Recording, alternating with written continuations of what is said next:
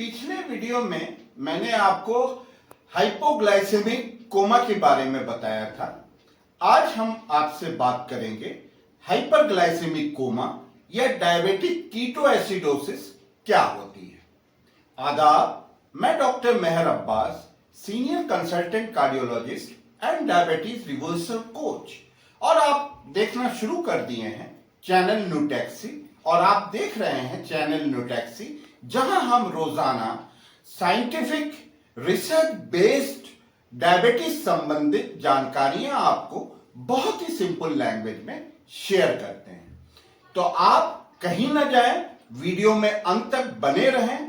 आज मैं आपको हाइपरग्लाइसेमिक कोमा क्या होता है, डायबिटिक कीटोएसिडोसिस क्या होती है, इसकी आपको पूरी जानकारी मैं आज देने वाला हूं। तो हाइपरग्लाइसेमिक कोमा, हाइपर का मतलब होता है ज्यादा, ग्लाइसेमिक का मतलब होता है आपकी शुगर, और कोमा का मतलब होता है अनकॉन्शियसनेस। तो इन तीनों वर्ड्स को अगर आप जो है आप एक साथ अगर जोड़ लेते हैं तो ये हो गया आपका हाइपरग्लाइसेमिक कोमा। का मतलब हो गया कि आपका ज्यादा शुगर बढ़ जाने के कारण से जो कोमा होता है उसको हम लोग हाइपरग्लाइसेमिक कोमा बोलते हैं। तो ये होता क्या है और इसमें क्या मरीज को प्रॉब्लम्स होती है, इसके सिम्टम्स क्या होते हैं, इसकी साइंस क्या होती है, आज सारी आपको मैं डिटेल में बताऊंगा।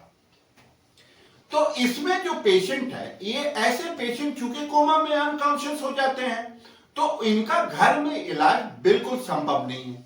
ऐसे मरीज को हॉस्पिटल की इमरजेंसी या ट्रायज में पहले लाया जाता है, वहां डॉक्टर्स देखते हैं, डायग्नोसिस करते हैं, और इसकी डायग्नोसिस करने का एकमात्र जो सॉल्यूशन है वो ये है कि ये यूरिन में कीटोन बॉडीज देखी जाती है।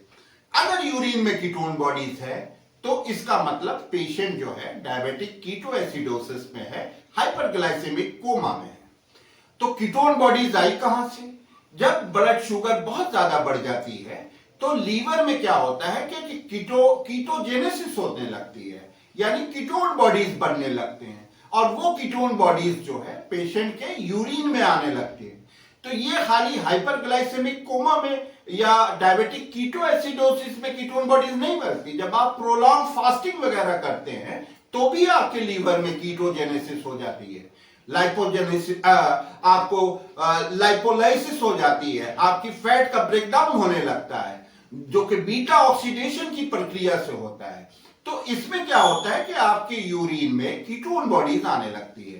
तो जब यूरिन में कीटोन बॉडीज आ जाती है तो आपकी डायग्नोसिस कंफर्म हो जाती है कि पेशेंट को डायबिटिक कीटोएसिडोसिस हो गया है, और उसके कारण से पेशेंट हाइपरग्लाइसेमिक कोमा में चला गया है। तो कोमा में क्यों जाता है? कोमा में जाने का जो एकमात्र कारण ये होता है कि जो ब्लड का एसिड बेस बैलेंस होता है, जो पीएच होता है, वो डिरीज्ड हो जाता है।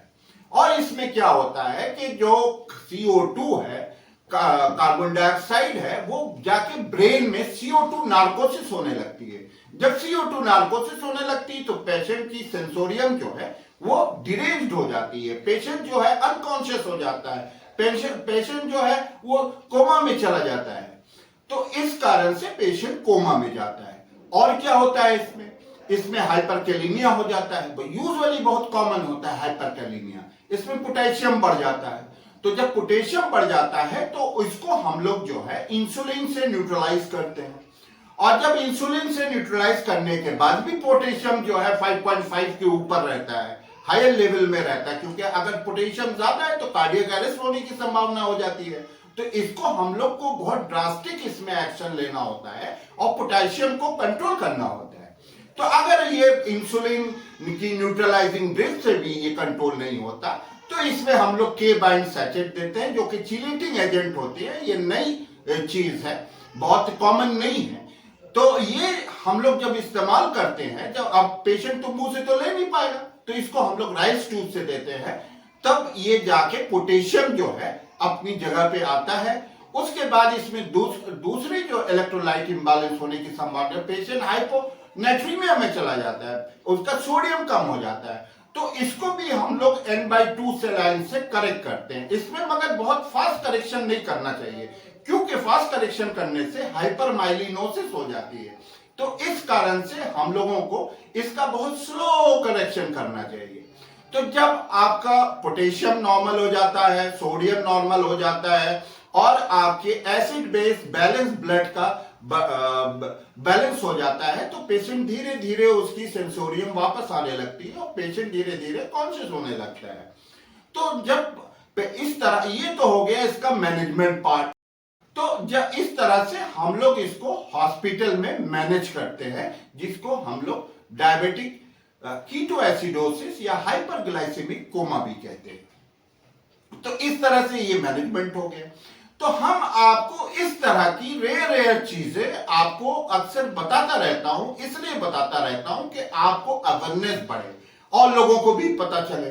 जैसे मैंने आपको हाइपोग्लाइसेमिक कोमा के बारे में बताया, बहुत सारे आप लोग हैं जिनको पता ही नहीं रहता, वो हार्ट अटैक कोई समझता है, कोई कुछ समझता है। तो मैं आप लोगों को इसीलिए इस चैनल पे जानकारी से भरपूर वीडियो आपको रोजाना देता रहता हूं। तो मेरी जो प्राइमरी बात आपसे हमेशा मैं बराबर कहा करता हूं कि आप नॉलेज और डिसिप्लिन पे फोकस करें, क्योंकि हम लोगों का जो सपना है एक डायबिटीज फ्री इंडिया का, तो ये सपना तभी साकार हो सकता है कि जब आप इस तरह से जानकारियां जो मैं आपको देता हूं वो आप अपने रिश्तेदारों से, अपने आसपास पड़ोसी से शेयर करेंगे। जब जानकारी होगी तब उनके अंदर कंसिस्टेंसी आएगी, वो अपने डाइट को कंट्रोल करेंगे, अपनी एक्सरसाइज पे फोकस करेंगे और अपने सारी चीजों को देखेंगे। जो टूल्स हम आपको देते हैं वो टूल्स के ऊपर एक्शन लेंगे, उसको एक्ट करेंगे। तो इस तरह से अगर आप करेंगे तभी तो हम लोग डायबिटीज को अपने शरीर से, अपने भारत से और हम सब मिलके डायबिटीज को पूरी दुनिया से भगा सकते हैं पोलियो की तरह। मगर इसके लिए आपको नॉलेज एंड डिसिप्लिन पे फोकस करना होगा। डायबिटीज को हराया जा सकता है नॉलेज एंड डिसिप्लिन से।